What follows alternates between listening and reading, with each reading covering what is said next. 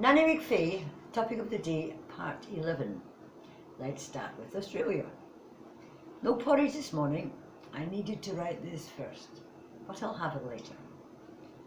Australia is coming out of its hottest and driest year on record.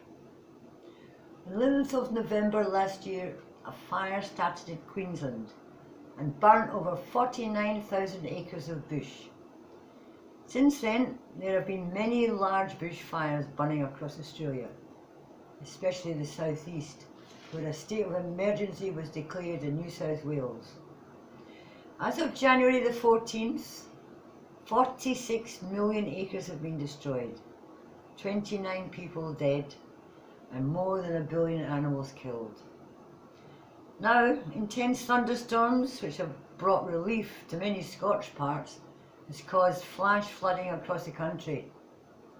At a reptile park in Summersby, staff had to beat back crocodiles with brooms as a result of the rising water.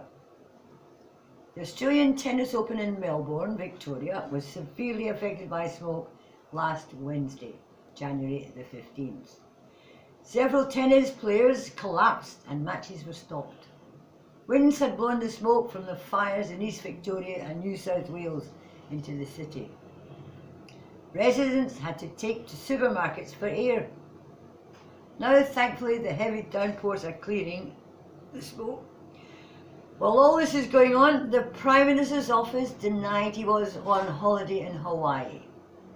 On his return from his holiday in Hawaii, Prime Minister Scott Morrison apologised for going on holiday to Hawaii during the country's bushfire crisis. This is a man who once brought a lump of coal into Parliament to show that he was opposed to cutting carbon use. Now, 2 months ago, severe flooding submerged 2/3 of Venice, Italy, and low tides have left their waterways almost dry. The canals are down to mud level, 17 inches below sea level. Boats and gondolas have become stranded in the mud. In November, Venice had its highest water levels in more than 50 years. The mayor blamed climate change for more than €1 billion of damage. The United Nations warns that a climate crisis disaster is happening every week, but most of them do not get international attention, especially in developing countries. Cyclones in Mozambique, the drought affecting India make headlines around the world. But many lower impact events that cause death and destruction are occurring much faster. These we don't hear about.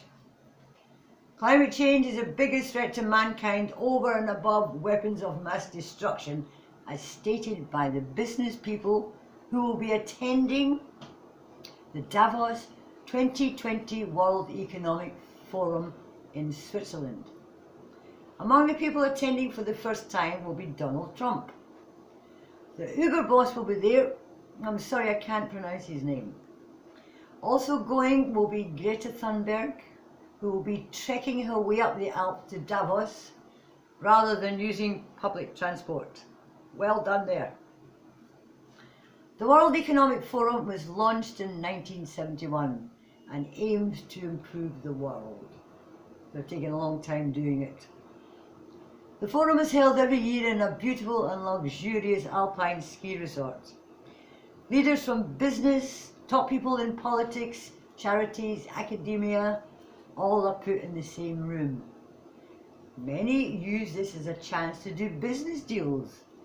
Usually around 3,000 people attend. To go, you have to be invited, in which case it is free. If not, it can cost £480,000. Last year, Time magazine's editor described Davos as a family reunion for the people who broke the modern world. Now we know what it's all about. Who's for Davos then? Thank you.